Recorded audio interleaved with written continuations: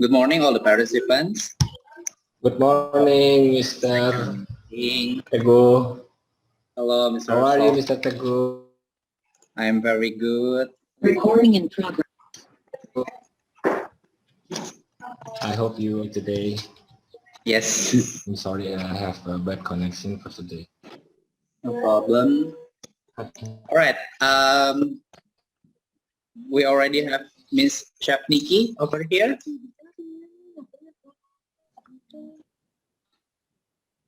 Okay, the time and place.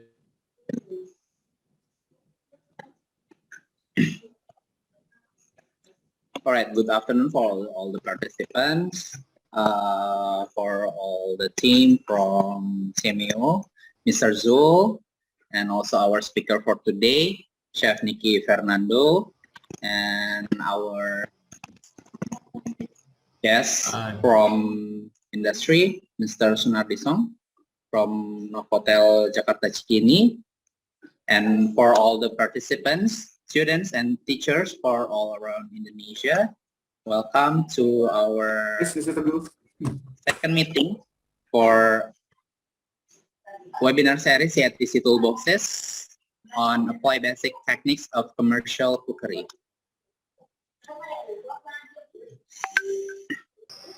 Sorry, Pak Teguh. Yes? Do you hear me clearly, sir? Clearly. Yeah. I see the list of participants. We already have 22 participants. Probably we will wait a little bit longer, about 5 minutes, to let all the participants come in, joining, before we start the class.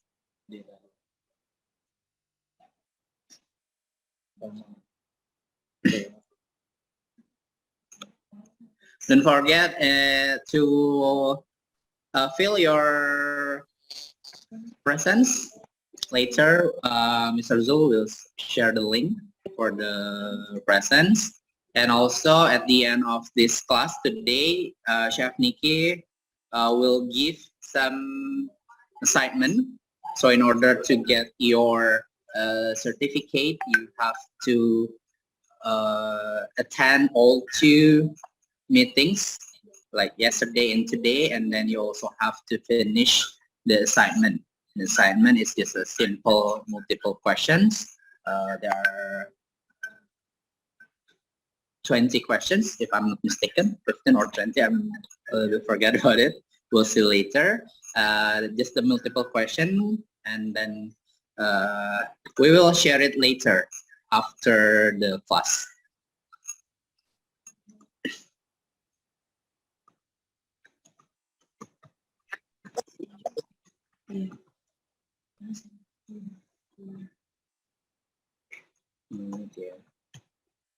Dios mío.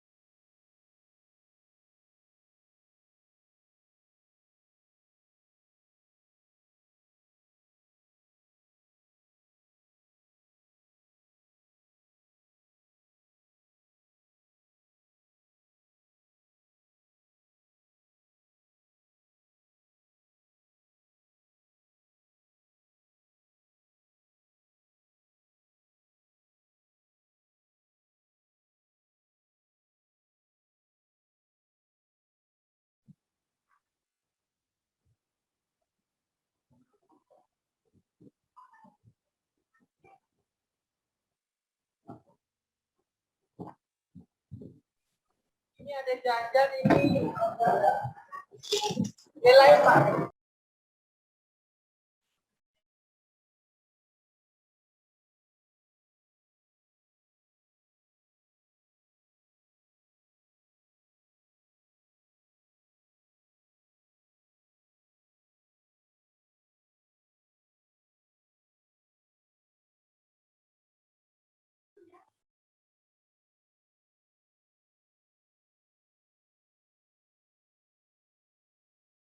Recording.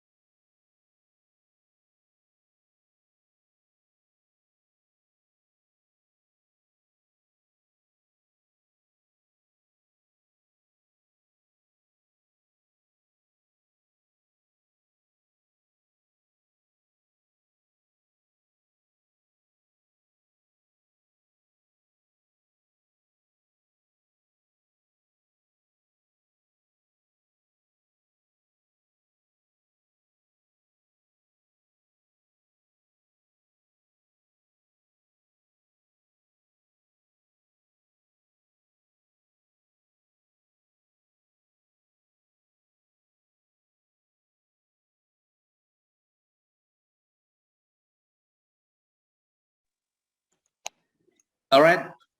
Since we already reached 40 participants, allow me to open this meeting. Assalamualaikum warahmatullahi wabarakatuh. Good afternoon for all the participants at the second meeting for webinar series CATC.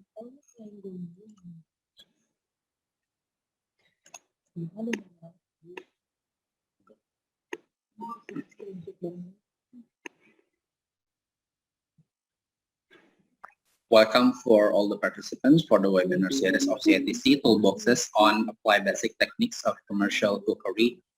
I would like to say greetings to all the team from CMO. We have Mr. Zul here. And also I would like to say welcome to our guest speaker from Untitled Chapter, Mr. Sunardi Song. How are you, Mr. Song, for today? Good, good. Busy, but good.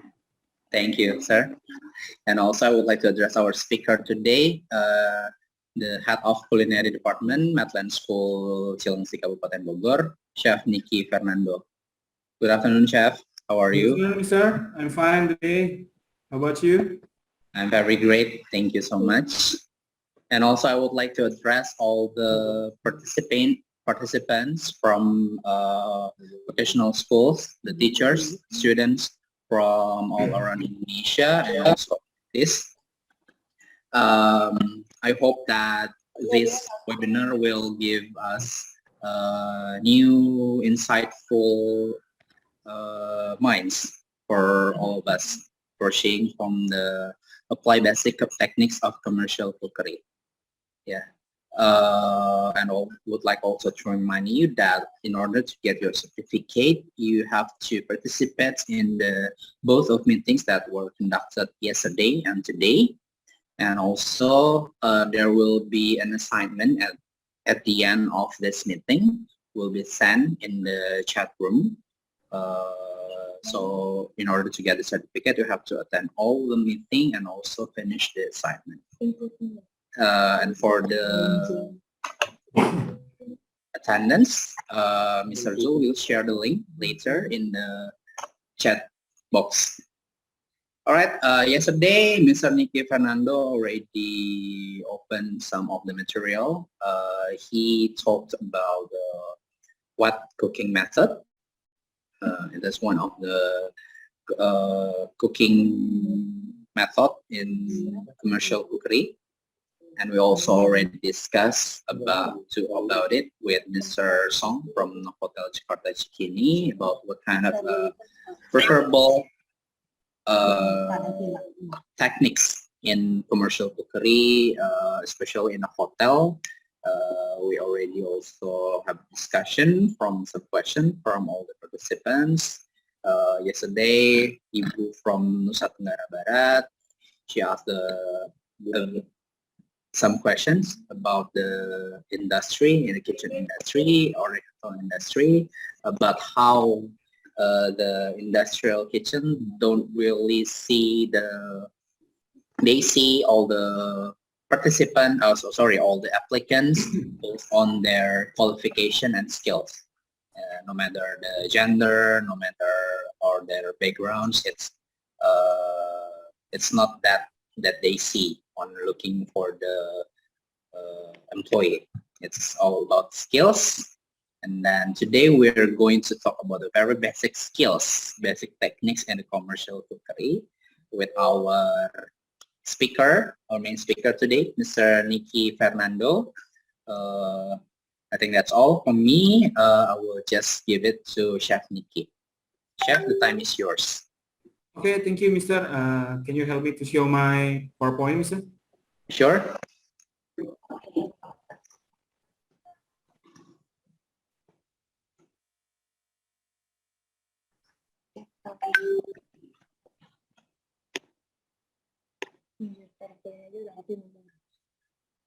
Okay, good afternoon, class. Today I will continue my theory in yesterday. Now we will learn about the dry cookery method. Dry cookery method is a basic technique of commercial cookery with the heat resource is come from the air dry or the dry heat. In the kitchen we use, can you help me to the next slide, Mr. Abu? I will explain about roasting. Okay, the first cooking method is baking. Baking and roasting is the same cooking method. Baking always used in the pastry or the bakery, but the roasting is usually used in the hot kitchen. Baking is a subjection of food to action to dry heat in the oven. Usually, baking and roasting always use an oven as an equipment to finish this cooking method. Food is baked to create visual appeal, to produce a flavor, some texture. Delicate liquid-based food such as a cream, caramel, or other baked egg, custard are cooked au bain-marie, water bath with spread the more evenly stop food, advertising, and boiling. The principle of baking and roasting is the same. First step is preheat oven to required temperature. Weight ingredient is accurately. Understand ingredient function. Distribute food evenly on greased baking tray to assist even cooking. Food need to be placed in appropriate position in oven. Even size item or the same tray, all item bake faster than the larger item. Do not mix different item on the same tray. We can call it the baking and roasting is slow cook method, because if we want to bake or something, we need takes time more longer than the other method. Example, if we want to bake a bread, we need 10 minutes until 20 minutes to finish the baking the bread. Baking is usually used in a pastry. I have learned the baking style of some type of bread. Example like puff pastry or a croissant. They need a high temperature in the beginning, because we need the high temperature to melt it the butter or the fat to become a gas, and the gas pull up the dough until make a honeycomb. This is the point of we made a croissant. We need a very high heat temperature in the beginning. Usually we use in 225 degrees Celsius in the beginning. That's for baking. Next, Mr. Teguh, because the theory is much in roasting, because there are many types of roasting.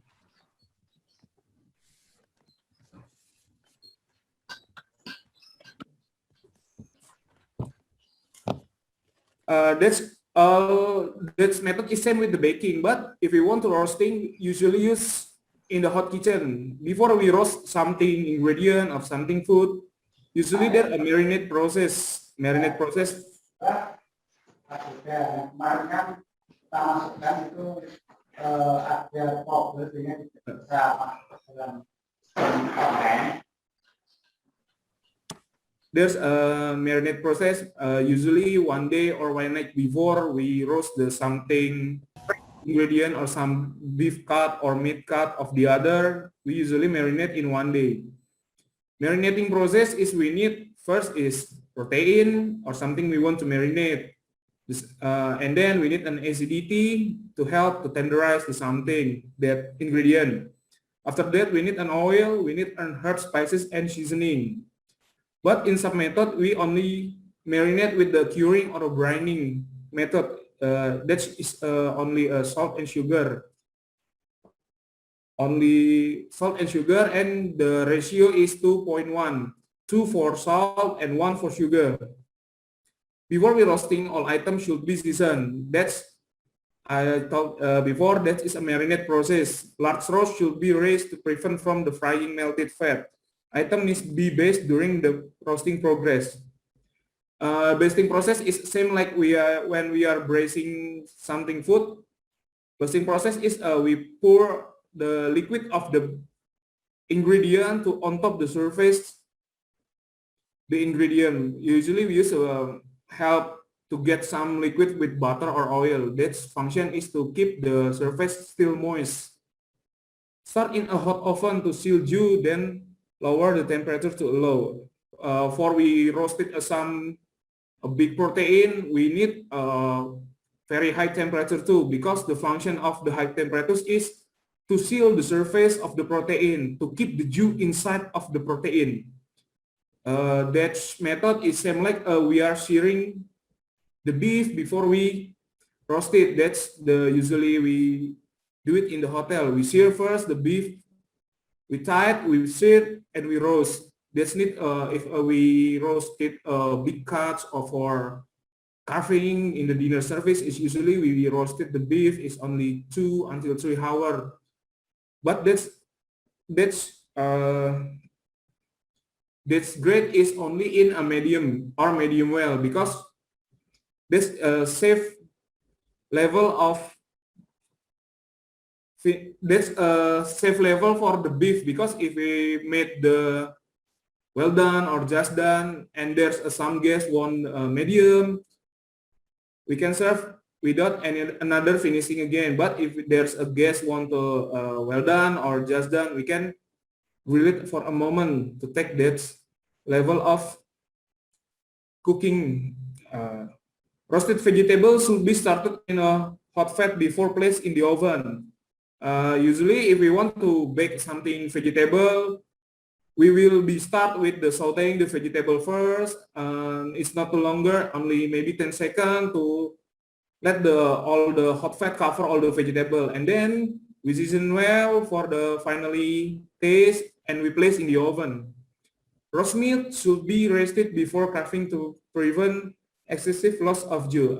This is the point of the key of the roasting beef. After we finish the roast the beef, don't cut the beef after you take out from the oven. Let the beef rest maybe 5 minutes before we cut it, to make sure the dew is still set in the inside and the dew is not all of the dew comes out, because we can call it the protein or the beef is in stress out. That's why we must rest the beef to make sure the dew is come back to the shape or the mold.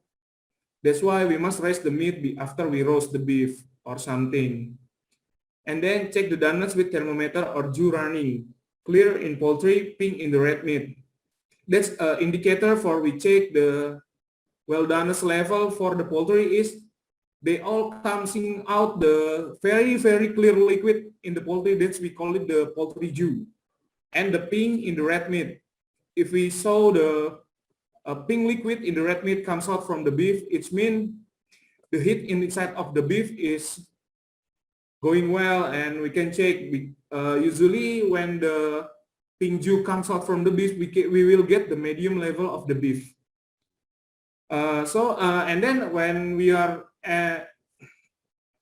And then from the roasting improvement, we can have a new method is smoking. Smoking is mean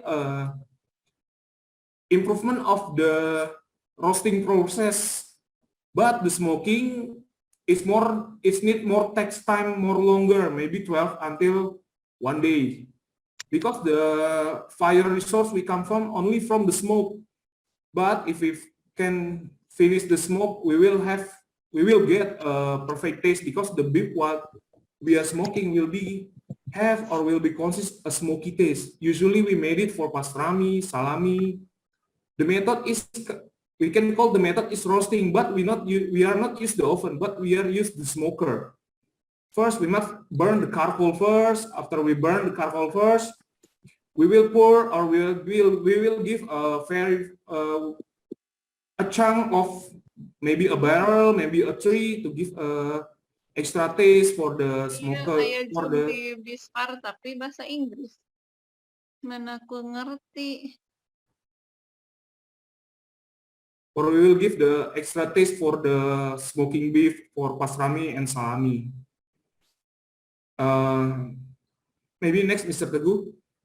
Next slide, please. Okay, this is pot roasting is. Suggestion to food to action of the heat oven while it's enclosed is sealed container with the butter fat, such a good quality in cuts of meat, game, and poultry. The principle is size of the dish should be in keeping with the item. Sufficient butter fat must be used to be adequately. The liquid is used in the process. In the container use must be have a tight string tight. The temperature must be high. It will have to be removed during the phase. We can first allow the item to the color. Usually, I ever made pot roasting is, I can call the confit method. Confit method is a roasting some protein.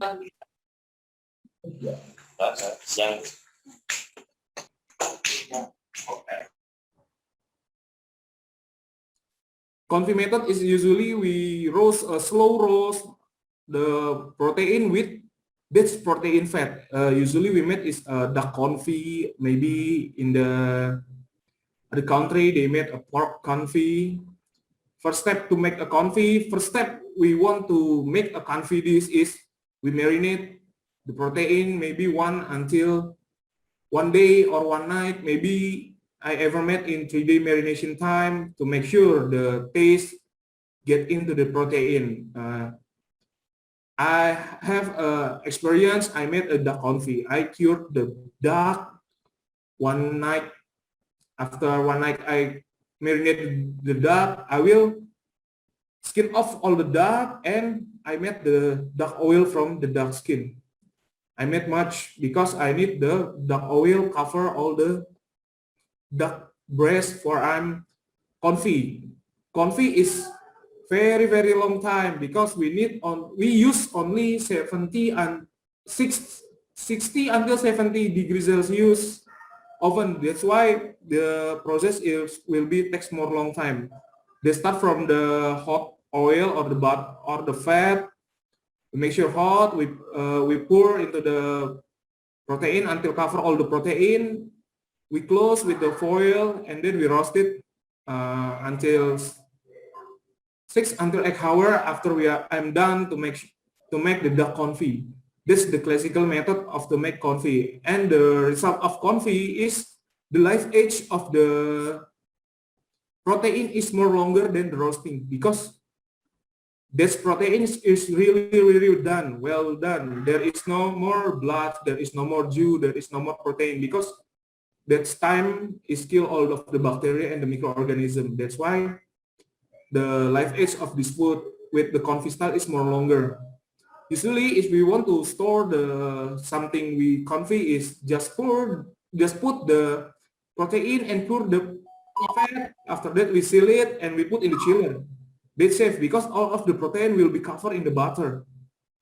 That's like a method to keep more life age for the beef, like dry age. They will need the help from the butter to cover all of the surface. to protect from the insect to put their egg in the on top the surface of protein, because the raw protein is consists water and the food for the bacteria will be grow. That's why we need butter to help from this problem. After we cover with the butter, we put in the chiller and we will be safe because the butter will be set again and cover all of the protein. Next, Mr. Teguh.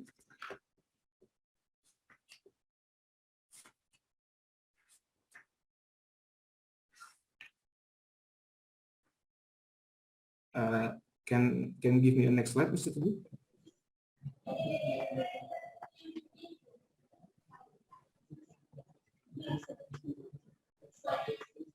This is the next slide after that pot roasting, right, Mr. Teguh? Or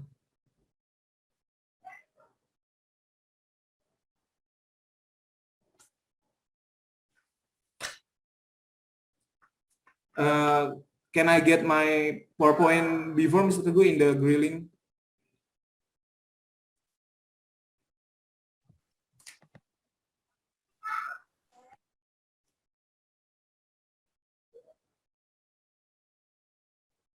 Mr. Teguh, can you hear my voice? Well, the Mr. Teguh sign off from the room.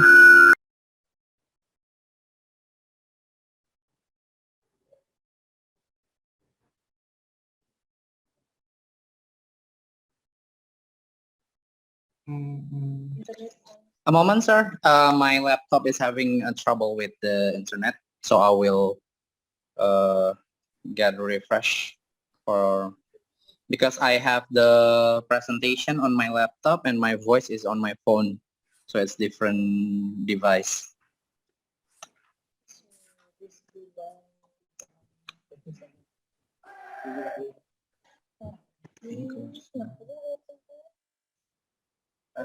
Connection.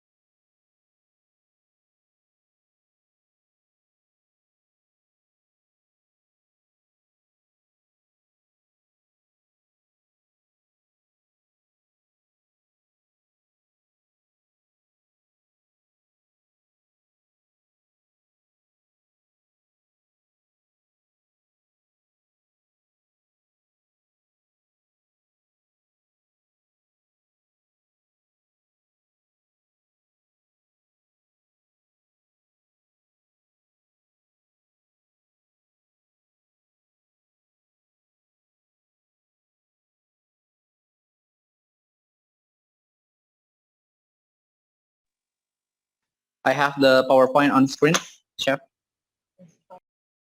Okay, Mr. Teguh.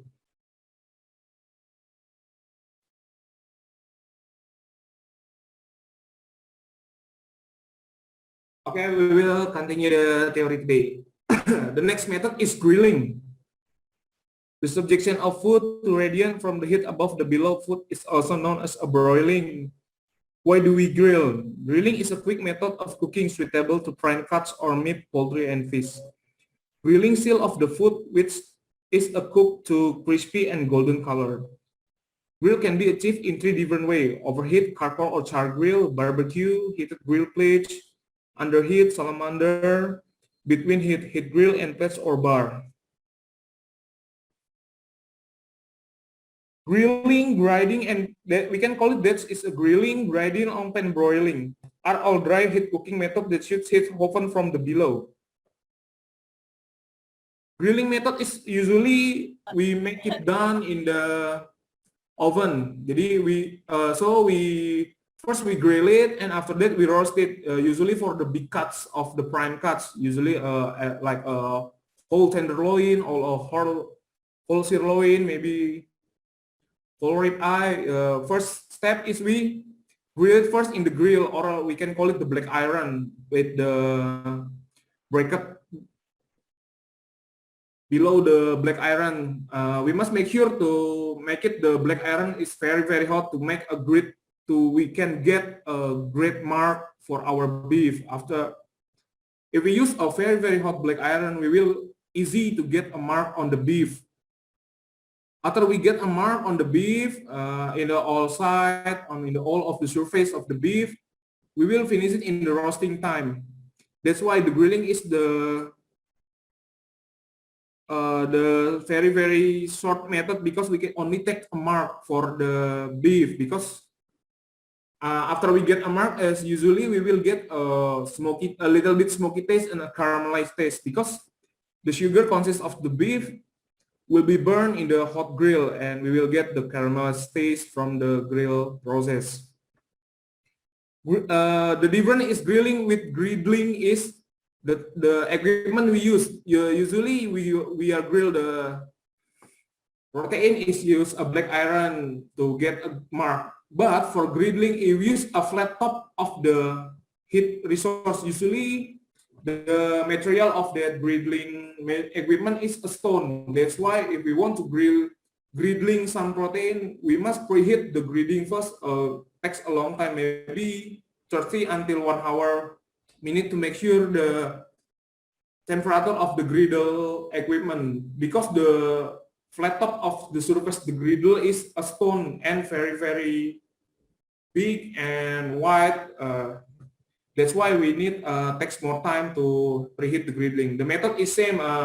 We marinate with the protein 1 night or 1 day before. After that, we put on top the griddling to make sure that all of the surface of the beef becomes get a brown color or the caramelized color to get a new essential from the caramelized taste. And then we can do a pan broiling. Pan broiling is, we can always very familiar. We can call it the sear-it. The sear-it is a pre-cooking or only a mise en place, because the searing process is not make the raw ingredient will be done. The searing process is only a mise en place or pre-cooking, because the function of searing is only to close all of the surface to make sure the juice is still there inside of the protein.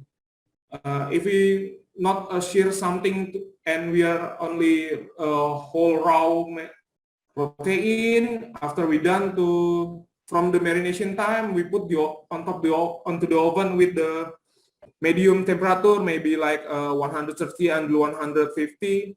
The juice all of the juice will comes out. That's why we need a sear process to seal all of the surface to make sure the juice still keep inside of the protein. But if we made a mistake, we put the raw protein in the medium heat of the oven, we take out all of the juice, it doesn't matter, don't worry. We can use the juice comes outside to make a gravy. Maybe we can use for a gravy sauce, or we can keep it for the basting, the roasting protein. That's why if we made a mistake in the grilling progress, we can keep the juice or the gravy and we put in the bowl. We can use for the gravy sauce, and maybe for the basting process we can use that liquid. And then barbecue. Barbecue is, like we know, is in Indonesia usually used for some seller sell ayam bakar on the road. That method is a barbecue, because the fire resource is made from the charcoal. After they burn the charcoal to make a fire resource, they put on the griller and they roast the chicken with the help from the other utensil to help the seller to barbecue or to grill the chicken. And then the next is underheat. Underheat is, we can call the method is guratang. Guratang is need a help from the equipment. We can call it salamander. The fire resource is from top of the equipment. Usually we use for the finishing the cream brulee, cream catalana, and the panna cotta to get the caramelized of the sugar on top. That's a disease. That's the different.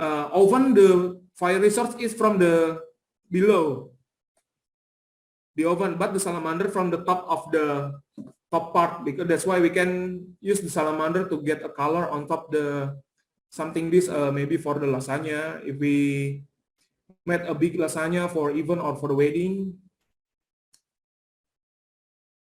usually we use salamander to get a brown color for to make sure the food more interesting, because they're a color, caramelized color on top of our dishes.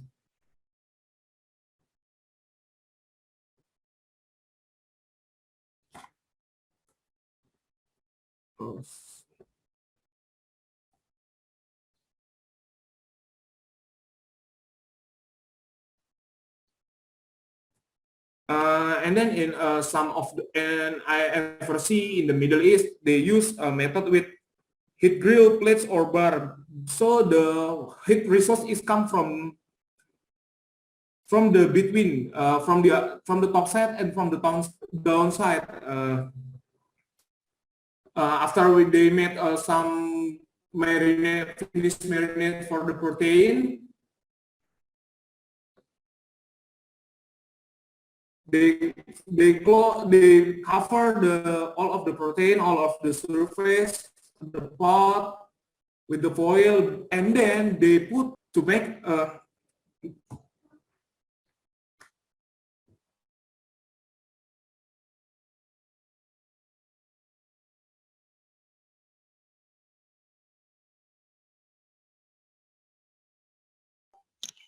Chef, you muted your microphone, Chef.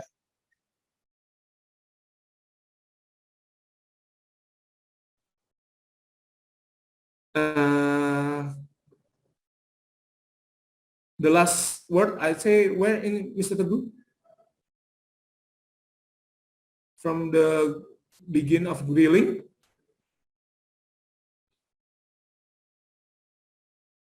Mr. Teguh? No, you just muted for a few seconds, not really long time. Just continue. Okay, that's a method from the fire resource from the top and the down is usually in the Middle East. We use it.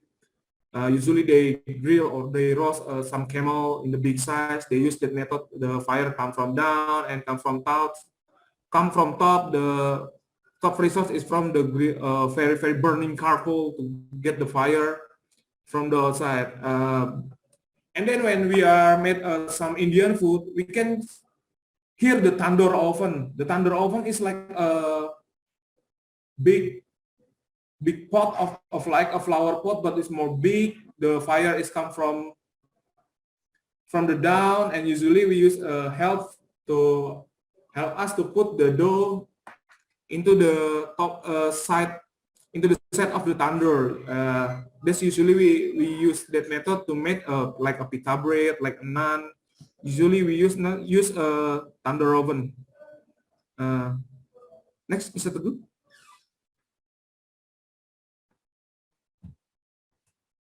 Okay, shallow frying. Shallow frying is a dry method of cookery where the food is cooked using a hot or fat in a shallow pan. The amount of usually half depth of the thickness and the food. Shallow frying careless variety well as making food more palatable and digestible. They are served variation of shallow frying. They are like a sauteing, stir frying. Principal food item must be seasoned before we being shallow fried.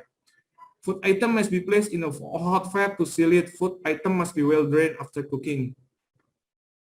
Before food item is cooked, a pan over heat source using a small amount of hot oil or fat. The food must be evenly thinly cut or sliced. In a Western style of shallow frying, we can call it the sauteing. The sauteing is only we need help from a little bit oil or butter. But if we want to make, if we want to do a saute or something, we make sure we marinate first the something we want to saute. In the Western style, usually they use butter for the sauteing process because butter have a very high of boiling point for the fat. The butter is a sum of fat with the very high boiling point. That's why sauteing is very fast cooking, because we need a very high temperature to help us to finish the cooking method.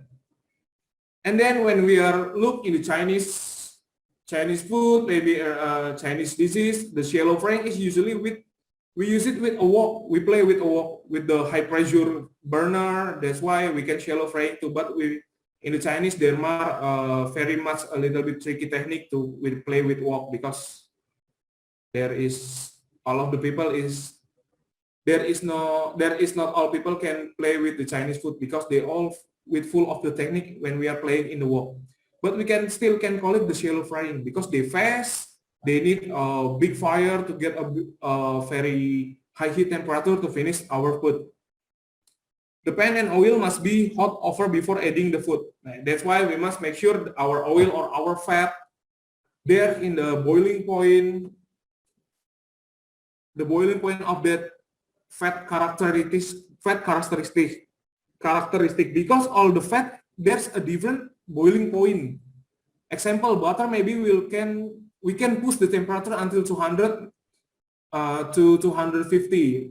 But for the cooking oil or we can usually use for frying is the boiling point is only in 160 until 180. But if we use the avocado oil for sauteing, the boiling point is 350 degrees Celsius. That's the fat characteristic is different until one to the other. That's why we must know where is the best fat to help us for shallow frying. Some food need to be coated and either a light dusting of flour or crumbled to protect the flesh. This last method usually used for pan fried, or we made for the fish. Before we pan fry the fish, if we want to make sure our fish is still or not broke, we are dusting or we are coating with a little bit flour to help the setting process in the pan fried progress. And usually if we have something protein with the skin, when we are pan frying or shallow frying, the skin first we put on top the surface of the pan or the wok. Next, Mr. Teguh.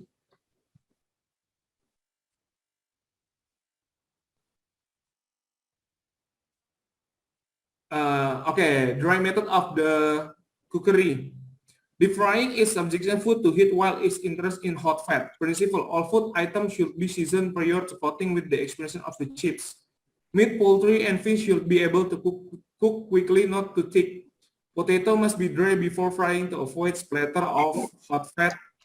Fat must be hot enough to shield the outside of the food temperature range 100 SMK lo presentasi nggak bahasa Inggris, Rek? degrees Celsius. Do not overload the fryer. Drain all the food well before serving.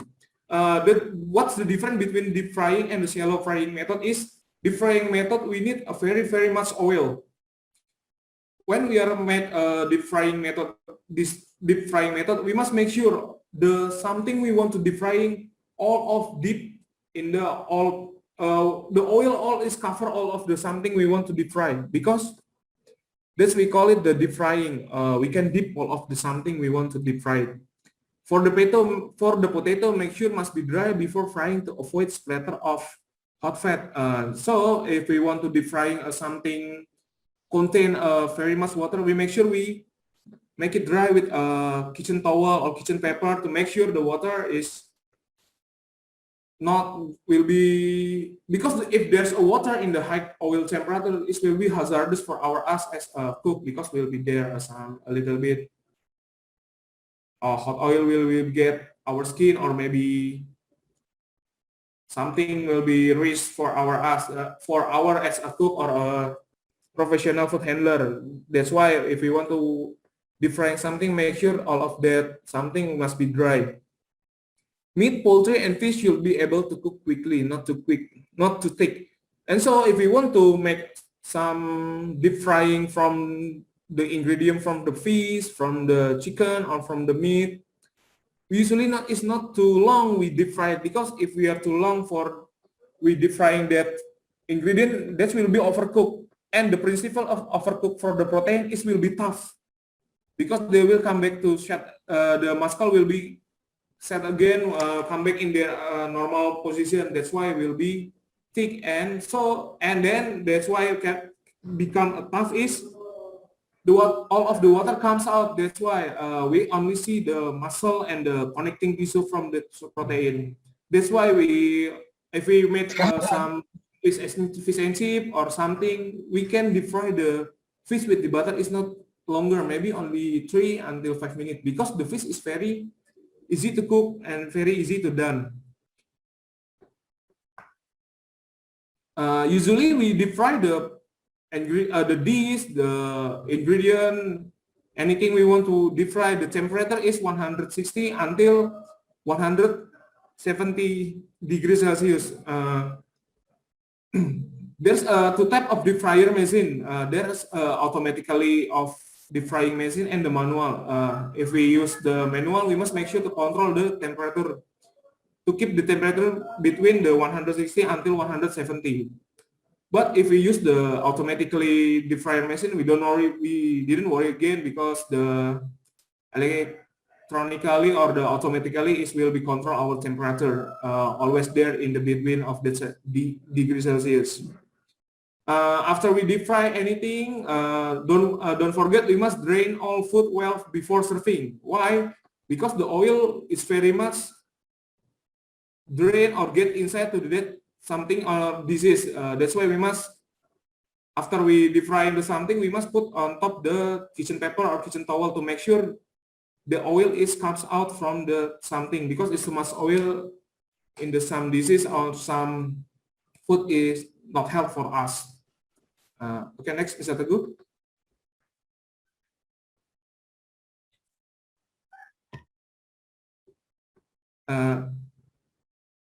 Can you help me to next slide, Mr. Teguh? Okay, I think my theory for the dry cooking method is done.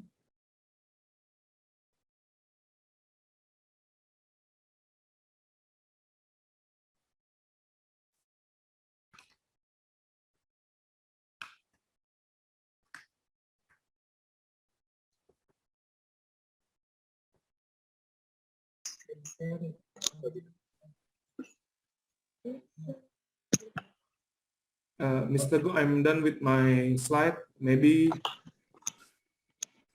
All right, Chef. Okay. Do you have anything else besides the presentation? Something to add?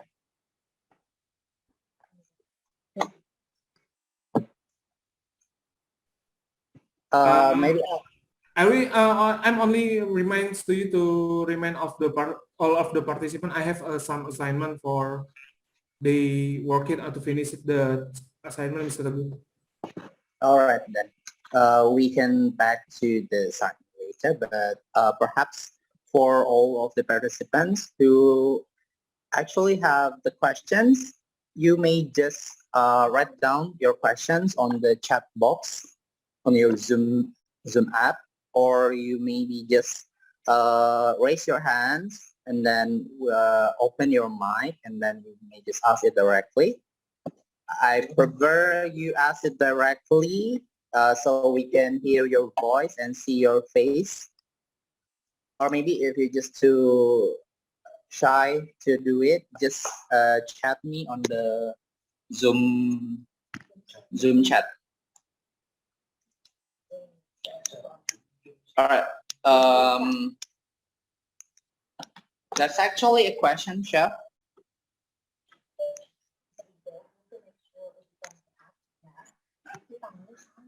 Yeah, the questions.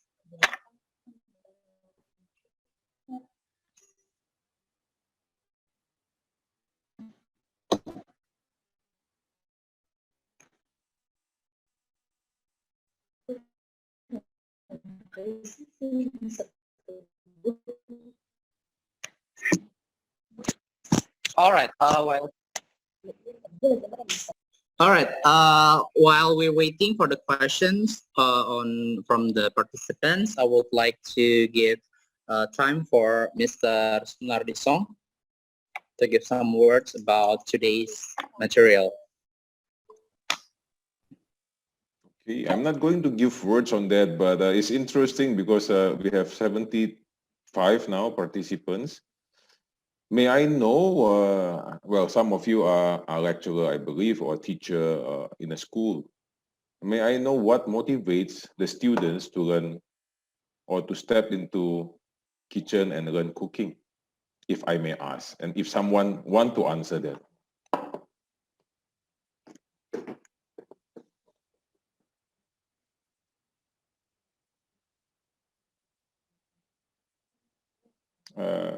No voice. All right, Bapak Ibu, before all the participants get the questions, Mr. Sunardisong gave us a questions about maybe from the point of view of us as an educator, what's actually motivate the students to learn about kitchen. Is that right, Mr. Song, the question? It's actually both. I'm asking first as a teacher or educator, Yes. what motivates you to start teaching students in cooking? Oh, it's actually about us, the teacher. Sure. And for the students, what motivates the students to learn cooking? Sure. All right. Thank you, Mr. Song, for the question. Bapak Ibu, if someone wants to answer the questions, what actually motivate you for teaching? Mr. Go, I can answer because I'm a teacher too. Sure, chef. Please, Go please. ahead. My motivation That's really to good. teach my student about cooking is the food will never die until the human race still there in the earth. That's my motivation because I will getting old. I need a new young generation. That's motivation for me to teach my student. Maybe from the other teacher can give the other they motivate. Thank you, Mr. Song. Thank you. It's interesting to know because working in hotel industry sometimes, especially reaching the level of a GM, to be honest, we lost our passion. What we know is just looking for business, looking for revenue, looking for profit for the owner. So that's the reality. That's actually a very sad reality.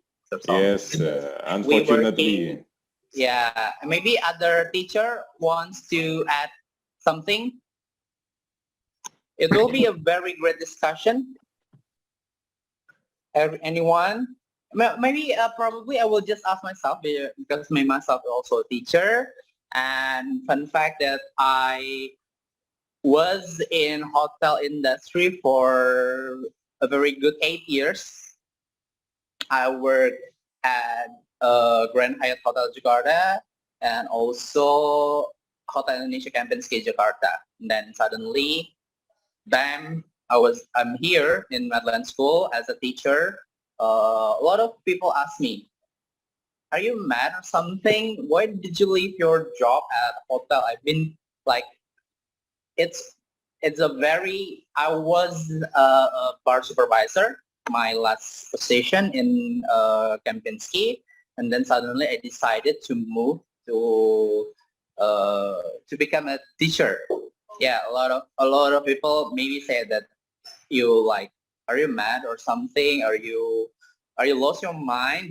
Did you lose your mind? But I believe that teaching is a passion. It's something that the satisfaction that you get from teaching from your passion is not something that you can get anywhere. If your passion is on teaching, so you will get satisfaction when you are teaching. Yeah, because if we talking about in the hotel, we meet a lot of new people. We also met a lot of people at school, actually, but the differences is we do really have what we say. We participate in someone's life. We help someone, the students, of course, to to become the better version of themselves. Like they came from the junior high school, and then they're just the regular junior high schooler, and then they join us in our school, and then we contributed for them to be a better person, of themselves, and to be preparing the future. It just gives me a lot of satisfaction from that. Like when I was working in a hotel, I also think that I give contribution to the guests for them to be feel happy, to be feel satisfied with our service. It will be something that affect their life. But with the education, maybe affect their time in our hotel. But in education, I think that I will be affect their entire life. That's actually my main point to become a teacher. Yeah, that's sir. All right, maybe Bapak Ibu, other teacher, you may have few words. Hello. Few words. Hello. Good afternoon. Yes, Hello. good afternoon, Ibu Neni. Good afternoon, Ibu Neni. Yeah, welcome back to me again. Sir, see you again. Good afternoon, everybody, ladies and gentlemen. Hope that your day is full of love and happy. Yes. Okay. I am a culinary teacher from Vocational High School number 3, Bima Town, West Nusa Tenggara. And then my experience teaching my students at school it's been 2 years actually. I have been moved to the vocational high school. Before that I teach at senior high school. Then I follow double profession program from Pak Jokowi. Then I feel that I do really excited involved to vocational high school. And actually, same as like I taught English at senior high school, I motivate my students always, especially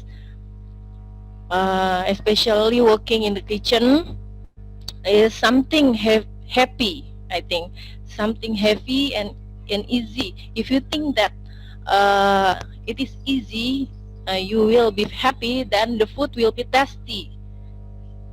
Yeah, that's the motivation I usually share to my students. So just enjoy your work no matter what, even it must be some risk, even the problem must be taken or faced by us. That's all my point. Hello. All right, thank you, Ibu Neni. Hello. That's a very Ibu Neni, thank you. That's a very good question. That's a very good answer. Sorry, I was just confused. Yeah, So- but I think I would like to ask. Sorry, Pak. I would like to ask a question to Pak Song from Novotel Cikini. Go ahead, Ibu. We know that lately Go ahead, Ibu. yeah, we are it's happening nowadays about the pandemic. It impacts every single things in our life in the world. You know that some people even got jobless. Yeah, some or even mostly the person working in the company, hotel, restaurant got jobless. And then I would like to ask to Pak Song about, do you have any commercial food, as maybe they would like to open something like a new business as a new beginner? What should we do? Do you have any commercial food to be sold, and as a new beginner businessman? That's all. Do you get my point, Mr. Song? A little bit, yes. You're asking me what do we need if we want to start a new business, right? Is that correct? Okay. Is that correct? Yeah. That's my point. Okay. What Above do we all, need? What do we need? And then do you have any suggestion or motivation to a new beginner businessman to start their business? sure, I have my own experience actually. Sure, 2001, I believe.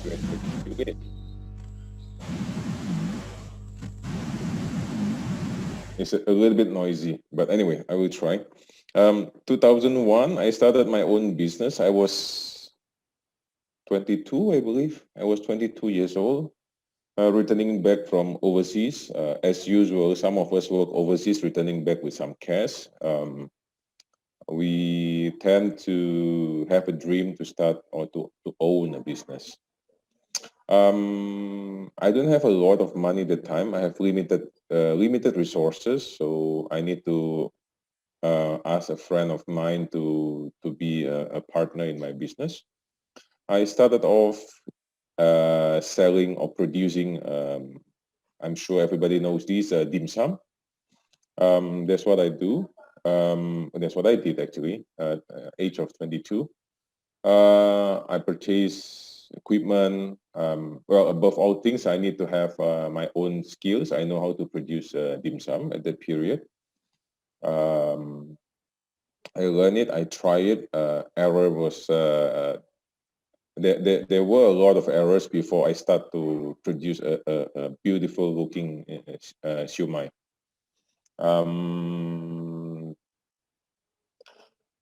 Well, I started. It's not easy because I don't have any.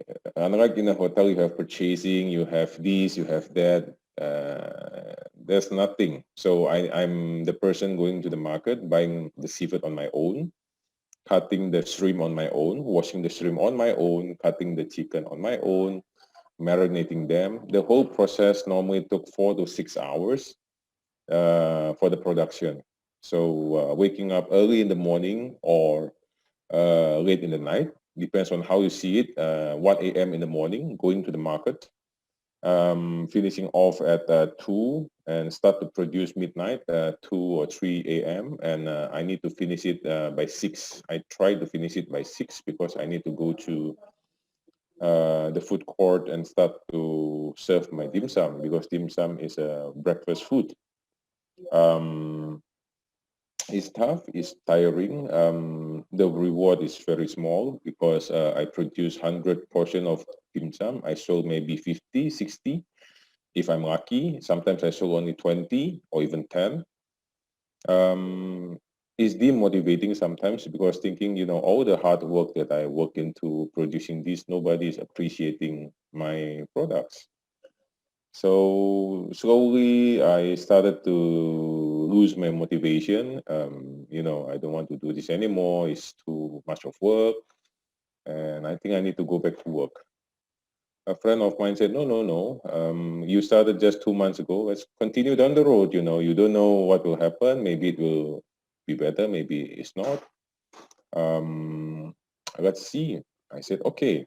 So I worked another 4 months, but in the end, a total of 6 months, I did not make any profit. I lost actually, and I decided to stop. Learning from that, location of the place where I sold my dim sum is actually one of the most crowded area for breakfast in the morning. They have around 10 food stalls. The location is in Batam, by the way. They have 10 food stalls. Some of them selling laksa or, kway teow goreng, nasi goreng, soto, and, all the breakfast items. And they're doing well. People go there for breakfast. People take away their items for breakfast. However, my dim sum is just not working well. So after 6 months, I decided to close. The reason to close is that, number one, financially, it's not sustainable for me to continue anymore. Second to that is I understand that I needed a bigger resources to start my own business. I needed a bigger crowd to know me before I start. I needed to have the support from my friends, word of mouth. Well, back in 2000 and 2001, there were no Instagram like today. Yeah? So you don't have a key influencer, you cannot promote in Tokopedia, you don't have GrabFood, you don't have GoFood. So it's purely word of mouth, you know, one person talk to another one and talk to another one. So it's a different concept. Like today, you can promote it in Instagram or, you know, GoFood, GrabFood, whatever marketplace that you can think of. So 6 months down the road, I closed. I learned a few things out of this short period of 6 months. If you ask me what do we need when we want to start a business, the most important part for us is our own motivation, I would say. If we don't have the motivation, my first 2 months, I'm done because it's just too tiring. The profit is just too small. Everybody today standing up in a food business, we can look at them, you know, they are big players, they earn a lot, you know, they are crowded. We never look at them when their business is still crawling. When they started their business, it's tough, it's difficult. And the motivation for them to keep standing whenever they fall, or, you know, keep selling their food whenever they fail, we don't see that. That's number one. Number two, I still believe that a location plays a big role. So remember to choose the right location. Although nowadays, today, you know, we have GrabFood, GoFood, and all sort of marketplace where you can sell your food. So that might be not as important as before, but still, if the surrounding is good, normally it will help us to sell our products better. Well, the third one will be our own resources. When I said resources, it's not only financial resources, but also the skill that we have. Is our food okay? How many trial and error that we did before we start selling? Do we have the right ingredient? Do we have the right material? Do we know the right way to produce the food? After that, we of course need the financial capacity, because opening a food business, you don't make profit directly. You need, if you're lucky, normally 1 or 2 months on negative operation or negative financially. We need to be prepared for that, because unless today, for example, you know, I don't know, maybe you know, the person opening the food business is having a good connection with a few key influencers in Instagram. You know, you can be a one night person going viral, and your food is selling everywhere. So if you don't have that connection, be prepared to have some financial resources to support your operation. Well, aside of all that, I believe what you need is also the support not only from your own, but also from your friends, from your family, because food business will be very tiring. So that's my point of view, talking from my own experience. Thank you, Mr. Song. What do you think, Ibu Neni?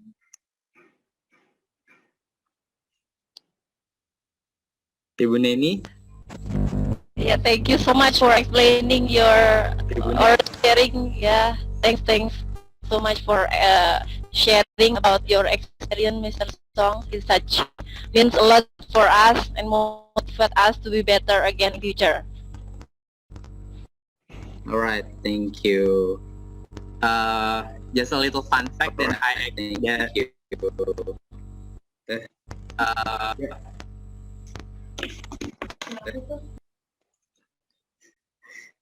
yeah, just a little fun fact that I actually currently is now have also selling dim sum. I have a stall in a place near my house. That's a very coincidence, Mr. Song. And that's actually a very good business right now for the dim sum, because like everyone is just go mad for dim sum. Yes.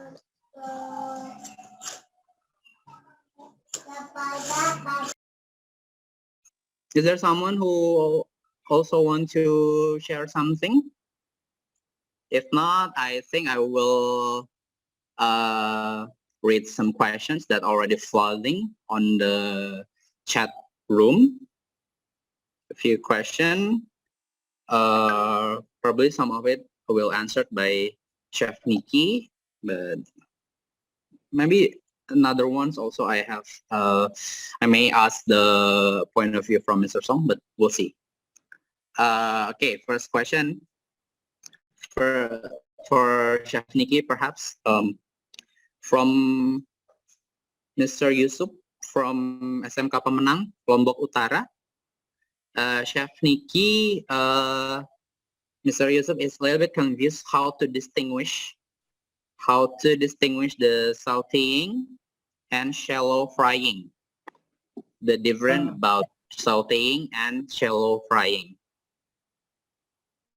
If it's not too extremely salty, Mr. Teguh, we can use a little bit of milk because the milk is help us to absorb the salt from the salty taste from the salt. Or we can put some of potato in the sauteing because the potato will absorb the salty taste too. But if too salty, we can help because the sauteing is very fast cooking. But if there's problem in the soup or in the sauce, we can help with pour a little bit acidity to reduce the salt, like a lemon juice or like apple cider, because the acidity will reduce the salty taste, Mr. Teguh. But in sauteing process, we can give a little bit of milk or maybe the acidity too, or put some of potato, a small potato, because the potato is absorb the salty. That's the answer, Mr. Teguh. Okay, and he also asked, what is the difference between the shallow frying, and then saute? The difference for the difference is from the quantity of the oil or the fat. If we want to shallow frying, usually with a little bit more oil. But for the sauteing, only need a very little oil because we doing fast. For the shallow frying is usually we frying a sum of protein first. In the beginning, we frying and use the oil and the protein. We use the oil for frying the protein to finishing the food. But for sauteing is only we only need to a very little bit oil or fat. I usually call it a fat because the sauteing is usually use a butter, not oil. The difference is the quantity of the oil, Mr. Teguh.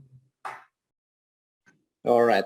So what is actually the kind of fat that really the best quality, chef? Like, is it better to use the butter or maybe margarine, or if it's oil, what kind of oil that actually it's better? What is sunflower oil, whether it's coconut oil or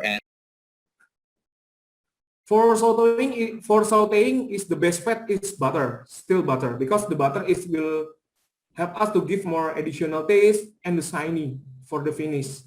But for shallow frying, the better oil is cooking oil, Mr. Teguh, because we can call it with the costing about the oil in the shallow because there's very much. But for sauteing, the better fat is butter. Butter is very the best for sauteing. Maybe for the substitute, if we don't have butter, we can use maybe olive oil or grape oil. When we are sauteing, we never use the cooking oil because cooking oil is not healthy for our body. All right. Okay, chef. Thank you. I hope that answered the question. I got another question. There's actually a lot of questions here on the chat box. They just send it directly.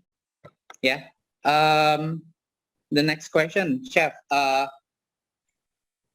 Previously you talked about the salamander. Yeah. Can you explain more about what is salamander and what kind of food that using this kind of method? The salamander, chef. Okay. Salamander is one of equipment in the kitchen, but the fire resource is there on top that equipment.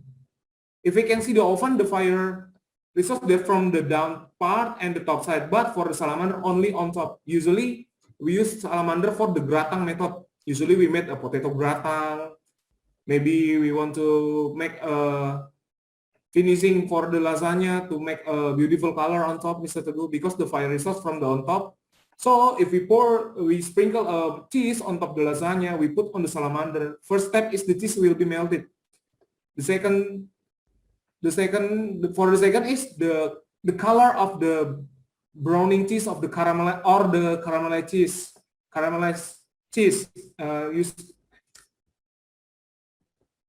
That's the function of salamander, Mr. Teguh. The difference with the oven is the fire resource and the large salamander usually is not too big, only like maybe 60 centimeter for the weight. It's not big like an oven. That's why salamander usually using for the finishing touch for the dish. If we make a cream brulee or cream catalanya, we sprinkle a sugar on top the panna cotta, cream brulee or cream catalanya. We put that dish into the salamander to make sure the sugar is melting like a cheese. The step is like a cheese.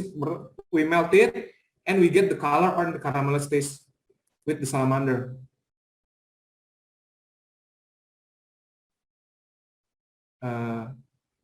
Is that clear, Mr. Teguh?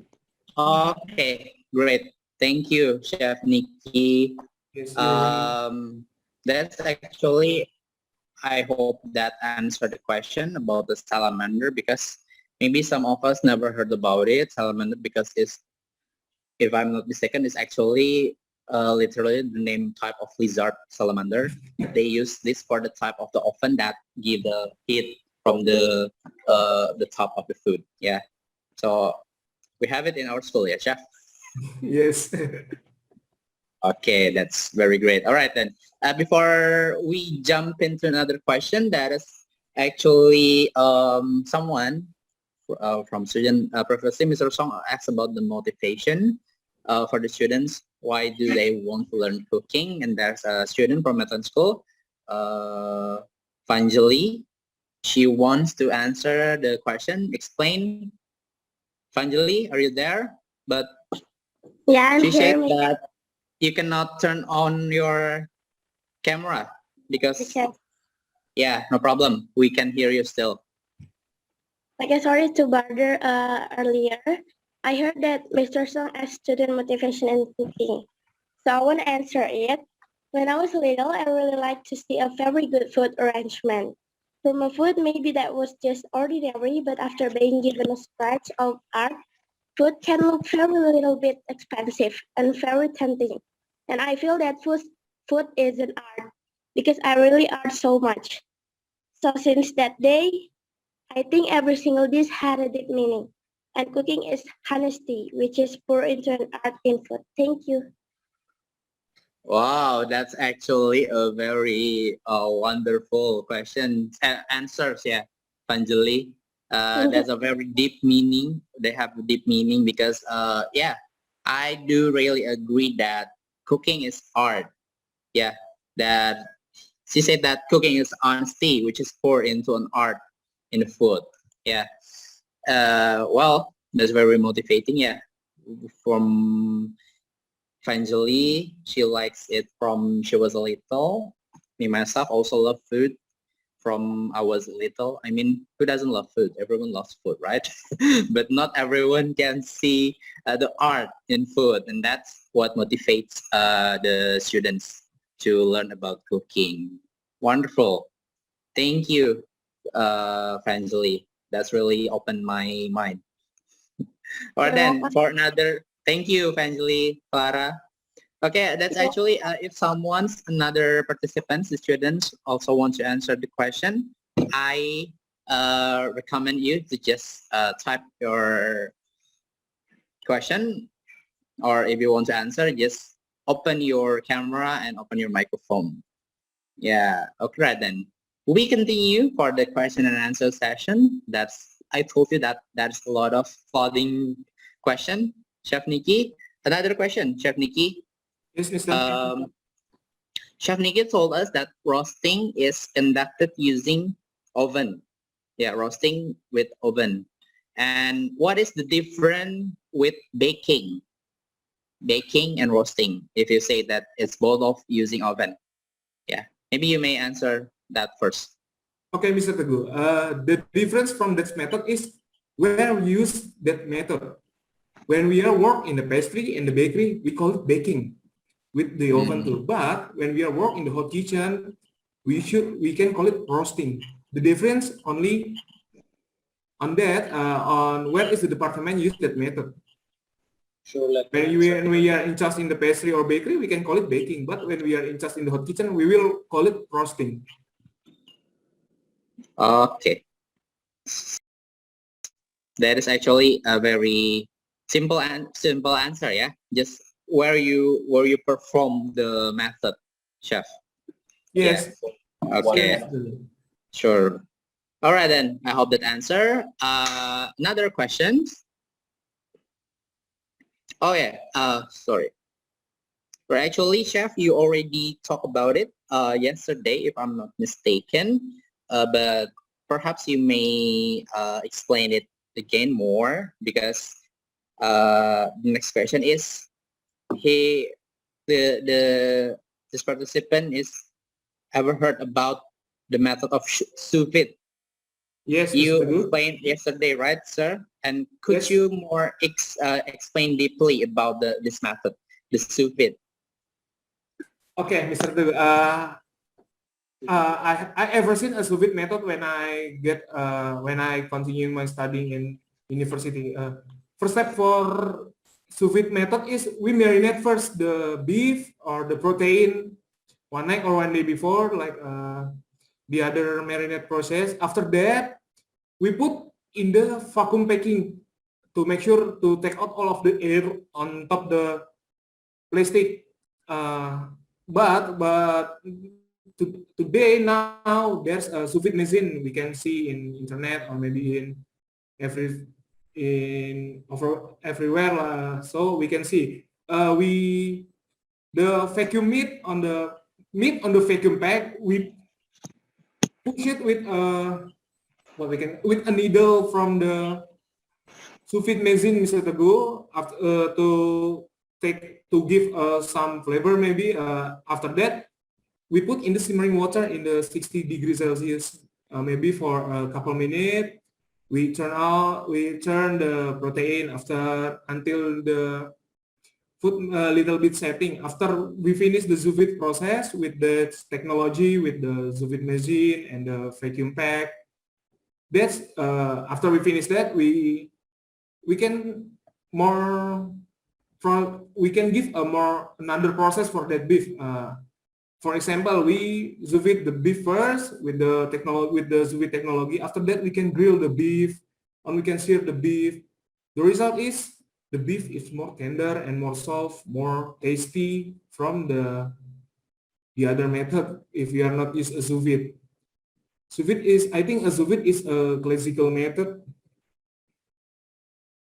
I'm not expert in sous vide, Mr. Teguh, because this is a very high skill for the sous vide, because we need a new technology with a new sous vide machine. Yeah. All right then. Yesterday, Mr. Song also mentioned about this sous vide method, that because today that all the cooking methods is more what do I say, developing. Like we see how many type of different new method, and also the many different method of serving our guests. Yeah, so I Yes, mean, this one is lead me to the question, which is actually really connected to my statement. He said that today we got a lot of restaurants that provide the cooking process in front of guests, that the guest is cooked by themselves, like we provide the stuff and everything. What do you think about this, chef? Because you know that a lot of all you can eat menu that provide like hanamasa, pachang. What do you think? Is it become a threat for the kitchen staff that all this all the guests is like to cook their own food? What do you think, chef? I think about that like live cooking from the guests too, like a shabu hachi, maybe like that, Mr. Teguh. Yes, correct. I think that's a strategy for that restaurant to make the guests is come to the restaurant, because this will be interesting for the other people. Is not come from the chef or from the cook. They learn to how to cook, how to grill with their own self. That's the interesting. That's the strategic of the restaurant. I think like this, Mr. Teguh. Example, if you're not a chef, Mr. Teguh, you see that restaurant like that, you will to find out what is that, what is over there. You will come and you will learn and you will try to how to grill. You will try that atmosphere of this restaurant, Mr. Teguh. Yeah, that's Like, actually one of my reason to come to the restaurant. Maybe I can get some insight from Mr. Song also. Mr. Song, what do you think about the, you know, that a lot of restaurant that mostly the all you can restaurant that provide the service, the guest is cooking their own food in their table. It's fun. I believe there's an action going on. Unfortunately, well, basically what was done is that the method that they provide is action. How many of us actually got the opportunity to cook food at home? Aside of, honestly, aside of Indomie, which is common, everyone cooks Indomie, or boil an egg, or, you know, do a cereal or oatmeal. But aside of that, it's not too much. So that provide a younger generation, I would say. I'm quite happy actually today. I can see 70 participants in this Zoom education part. But honestly, I've met few generation, or, you know, corporate people, business people, bankers, and they don't cook anymore. I look at the houses, the new houses that they try to sell. You know what they have for their kitchen? 2 small stove. That's it. So people are not cooking anymore. So this technology is making us more lazy to cook. Grab and go food. You know, you just press the button, the food will deliver straight to your home. So why do I need to cook? But with that in mind, so the idea of having the guests to cook their own food is to provide that experience of, I'm cooking. So that kind of experience is what the food industry are selling. They are no longer selling just only the taste of the food. They are also selling the experience. A few of the chef that goes very viral in the world a few years back. I believe some of you may heard this gentleman, you know, pouring the salt using the hand like that, Salt Bay. I don't comment on the way he cook, but it's the experience that he bring forward for his client, is that he cut the food directly in front of them. He cooked the food in front of them, and, you know, finish it off with the salt pouring actions, which for the guests is like, you know, I have this experience. This gentleman, South Bay, is doing the action in front of me, and normally if he is happy, he will cut the meat and, you know, kind of feed it to the guests with his knife, and that also provide another experience or journey, which I believe a lot of our people in this industry are lacking of. We only focus so much in food quality, but we forgot to focus on the customer journey or the experience while the food are being enjoyed. All right, then. Thank you, Mr. Song. Yeah, I do really agree that today the customers not only looking for food, when they are going for the dining, but they're also looking for the experience, the service, and everything. Yeah, so that today the food is just not enough. Yeah, people will just say, some of my friends said that, why do I have to pay a lot of money if I have to cook my own food in my table?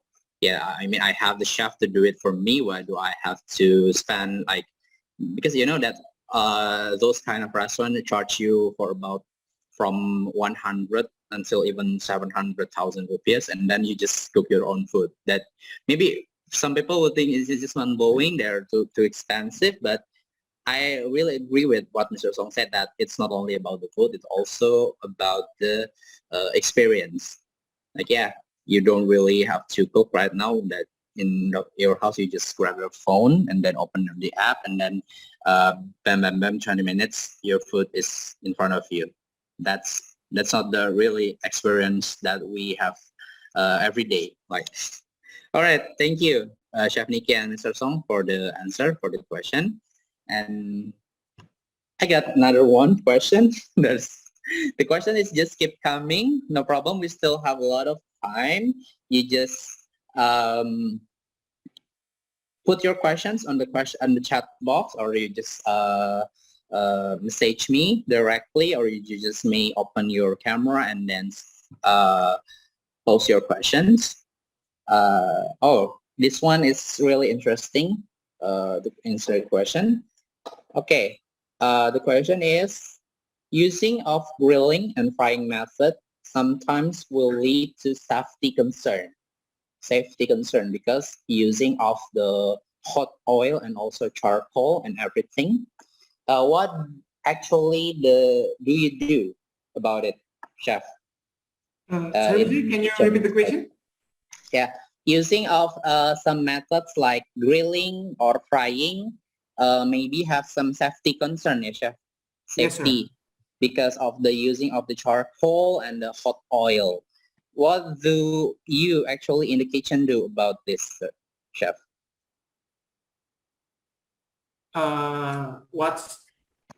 What I must do to prevent that hazard and the risk, Mr. Teguh? Right? Yes, That's the point. something like that. Sure.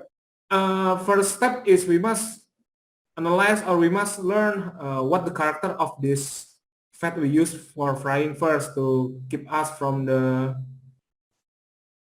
risk of our job. Yes, Mr. Teguh. We must know if the oil is very hot and the water can't get into the hot oil, the boiled oil, this will be make a fire on top the oil. We must know the theoretic what we can mix that's different ingredient in the same time or in the same temperature. We must know. We must learn the theoretic first. So the charcoal. If we grill with the charcoal, we must analyze, or we must learn about if we give wine blowing too much in the charcoal, this will be some fire work comes out from the grill. This will be hurt our eyes. The first step to prevent that risk is we must learn and analyze. We must find out the theoretic first. What we must don't break the rules like that, something like that. Mr. Teguh, we must first analyze our equipment, our workplace, or working area, and then we find out the theoretic what we can break.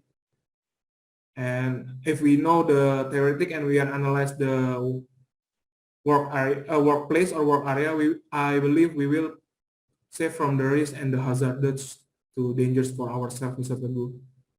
And the main point is the kitchen uniform. It will help us to prevent that. That's a PPA. That's why the kitchen uniform is more heavy from the other uniform, because we get the double cover in the front of our chest to protect us from that. That's Mr. Teguh. That's why I always angry to my student if they come to my kitchen didn't use the chef jacket. That's the reason I'm always angry. That's actually for the safety concern also, yeah, Chef.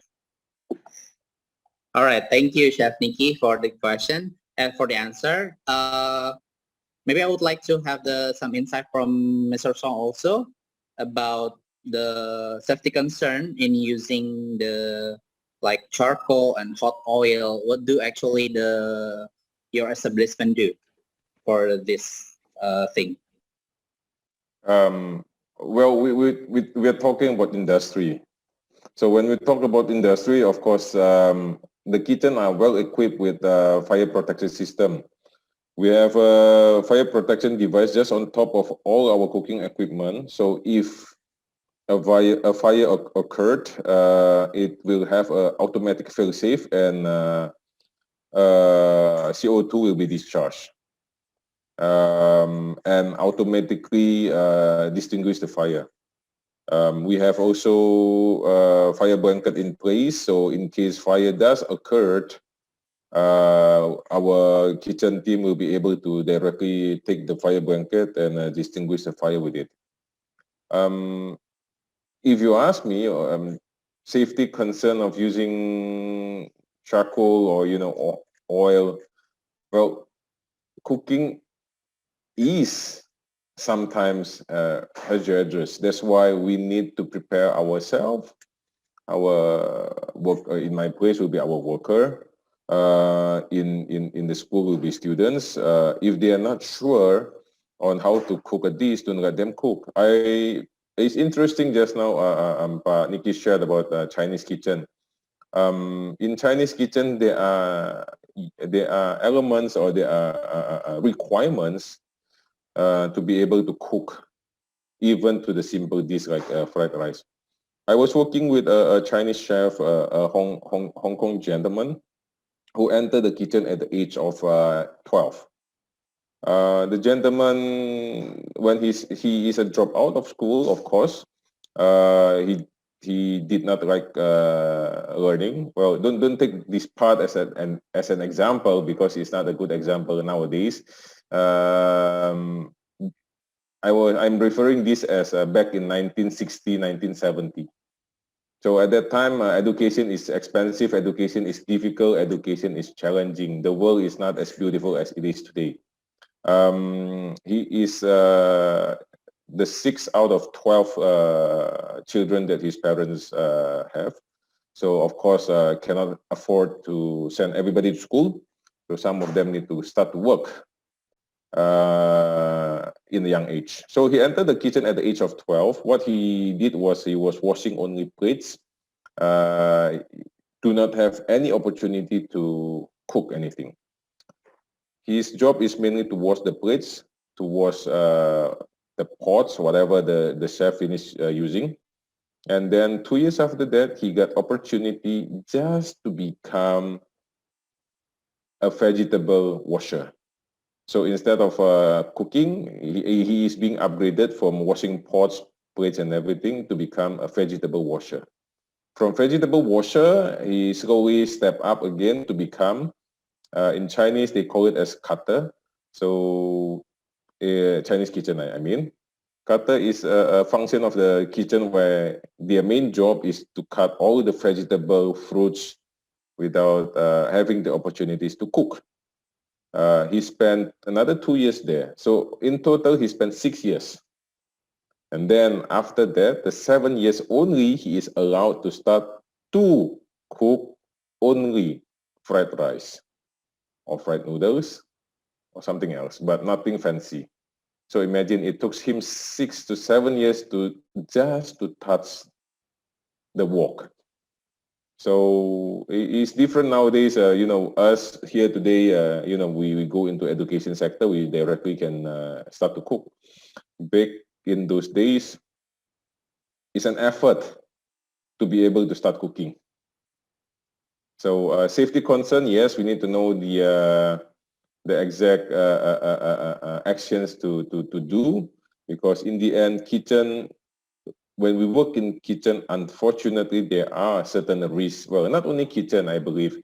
You become a taxi driver, you are also having a hazardous risk. You are a Gojek driver, you are also having a occupational risk in the job. So anyway, safety, of course, we need to have the knowledge, we need to have the skill before we start doing what we think we want to do. All right. All right.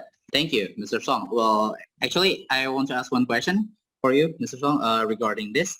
But Oh. you know that, like you said before, that every work has their safety concern, right? But what if actually something happened to one of your employee in the kitchen? Let's say they get like something like exploding, and then they have a burn in their body, and maybe if there's an accident in the work area, what is actually what the hotel will do? Okay. First of all, I believe I assume I would say, each organization will have their own safety structure. Um, Safety structure in which everybody is trained to handle emergency situation. For example, say in the hotel, we have a action plan for number one is, for example, I never handled, well, I did handle this before. Okay, let's say a death of a guest or a death of an employee. We have multiple steps or plan that we have in place. We need to train our respected people in charge in the structure. So whenever a death occurred, we know what to handle.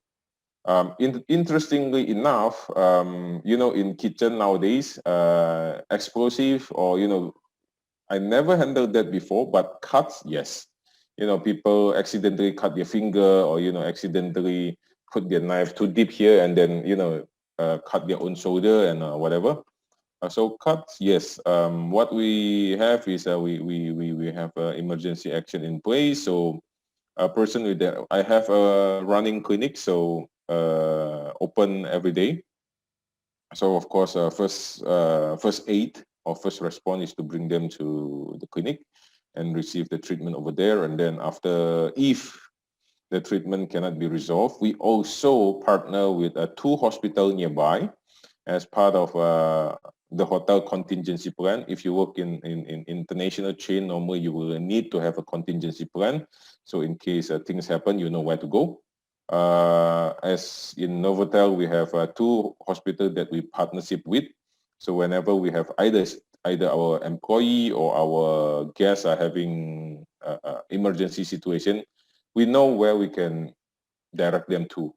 So if our worker is having accident and we are not able to handle them internally in our clinic, we will send them to these two hospitals, which is within 10 minutes drive away from our hotel. All right. Thank you, sir. That's actually very relieving, because I actually asked the question because it's for insight for all the students that in the future will work in the hotel industry. That's you don't have to worry about your safety or anything, because even if something actually happened to you, the hotel will help you. The hotel will not just leave you there. They will help you to get if just in case you get something that you don't have to take care of yourself, but the hotel will help you to take care of yourself. Yeah, so don't be afraid, because when you are working in a hotel, the hotel will treat you because you are their assets.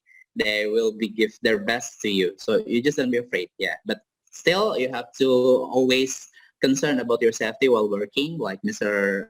Chef Nicky said also, that you wear your standard uniform, you wear your safety shoes and everything. Yeah, that's you work on a procedure that kind of accident will be distracted. I mean, like will be prevented for happening. Yes. Just to add a little bit, what is interesting is even today we have a procedure to handle if our employee are, they are contracted with COVID-19, or our guests are contracted with COVID-19. We have that already in place since last year, April. So emergency change. So, before we have a kitchen, as you said, burn or explosive or, or even guests bringing gun to the hotel. But today we are so afraid of COVID that we are more concerned with COVID instead of a guest bringing guns to the hotel nowadays. That's right. Yeah, that's right. Well, fun fact, Mr. Song, actually, I had a guest pointing a gun at me when I was working in a hotel. A very drunk guest in the middle of the corridor. He just asked for something and then he just pointing the gun at me. That's actually happened in the hotel industry. That will be some kind of experience. Yeah, but maybe right. This today the COVID-19 is more scarier than the guest pointing gun at you. Yeah, we hope that we can pass through this pandemic COVID-19 era. Yeah, and everything will back to normal, I guess. I wish. Yeah. All right. Thank you, Mr. Song, for the very wonderful discussion. Okay. If I see that's actually I'm running out of the questions. Maybe someone, participants, want to add some questions. We still have a few minutes before we end this meeting. Okay, if not, well, I believe that if there's no more question, I believe that we already reached our end of meeting today at a very wonderful 2 days, a very short meeting, but I believe that what we got from this meeting will be very insightful of what's happening in this from the side of the education from Chef Nicky, who happened to be also have the experience in industry, and also from the side of the current industry, Mr. Sunardi Song, with all the very insightful from his industrial side that will be give all the participants, for those who really wants to work in culinary industry and cooking industry. I hope that you keep it intact. I mean, your passion for the cooking, like Anjali Clara said before, that cooking is an art. It's something that you give your honesty to your art. Yeah, I hope that all of you, and although for the teacher also, I hope that you can also keep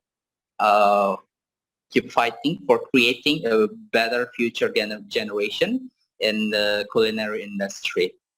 So I would like to remind you not to forget to fill in your presence. The link is on the chat box already sent. Don't forget, so you have to have a presence on both of the meetings, yesterday and today. And then also for the students, all the students, you have to fill in the quiz that already prepared by Chef Nicky regarding his material that he already shared for these 2 days. It's also in the chat box. Don't forget to just copy the link first, because when we close the meeting, the link will be disappear. So just copy it right now and you can answer it later. I hope that you can answer it just after this meeting end. Yeah. All right. Maybe. Yes, we wait the result. Oh, all right. Sure. And then before I close the meeting, maybe Chef Nicky and Mr. Sonadison will have their last closing statement. Please, Chef Nicky. Okay, Mr. Teguh, thank you very much. Okay, good afternoon, ladies and gentlemen. If there's a mistake, I say so apologize. And I only want to say thank you for your attention for these 2 days. Thank you so much. Okay, thank you, Chef. And Mr. Song, please. Yes, amazing to see, as the reason why I accept this opportunity is that it's interesting to see passionate people starting learning in this industry. Spending 20 years in this industry, sometimes I tend to forget, what I'm doing anymore. So it's good. It's a good memory refreshment for me to see all passionate people in this room learning and teaching and also sharing knowledge to to build a better future for all of us. Some of us might even ask, hospitality industry or kitchen in this case are having a terrible situation at the moment. Don't worry, we survived SARS before in 2012. Well, actually, we survived 1998, the first bombing in US, where we were heavily hit. We survived a tsunami. We survived, in Indonesia, we survived 2 bombs, Jakarta. We also survived 2012 SARS. We also survived a few other force major hit. In the end, people still need to travel. In the end, people still need to eat. In the end, people still appreciate a beautiful dish presented in front of their table. So don't worry, we are almost there. Vaccination is almost completed, I would say, around the world. And we are almost seeing the light in the end of the tunnel. So continue these learning elements that and continue to step forward and build your future. Hospitality, business or industry will not perish. We always stand strong, and we always able to rebound back. If some of the example that I shared might not be suitable or might not be applicable, don't worry, because I'm just sharing my own personal perspective. You will have your own perspective that you build later on. Okay, learn what you can, get what you think is the best from both me and Pak Nicky. The one that is not so positive, just leave it aside. It's okay. Everybody has their own style. You will develop your own style. Thank you very much for this opportunity. You are very welcome, Mr. Sunarlisong. Ladies and gentlemen, Mr. Sunarlisong of Novotel Jakarta Cikini and Chef Nicky Fernando from Metland School, Cilengsi.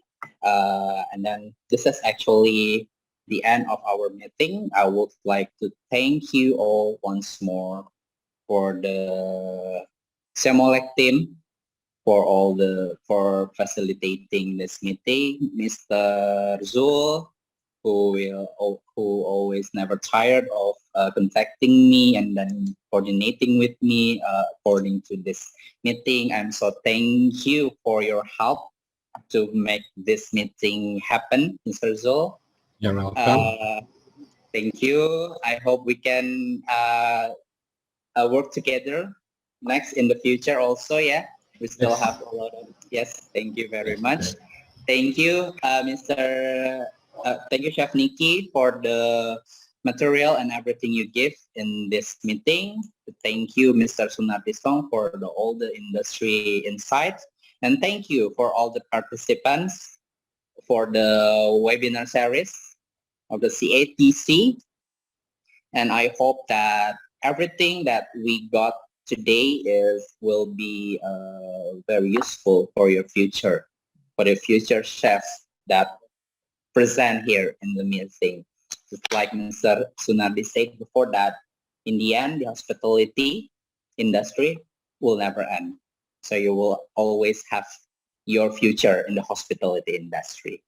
Thank you very much. And don't forget to fill your presence on the link, and also answer the quiz that already provided.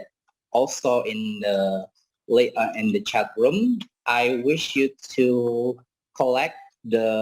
do the quiz by latest tomorrow. Yeah, by latest tomorrow on Friday, before so we can evaluate it and then send the result to the Semolek team. All right then. Thank you very much, Bapak Ibu. I do apologize if I did make some mistake or something that don't really goes well with you, but please understand that everything is not on my purpose if I did something bad, but I hope that we can meet again in the future and then collaborating in any other field and to working together to create a better future for our students. Thank you so much.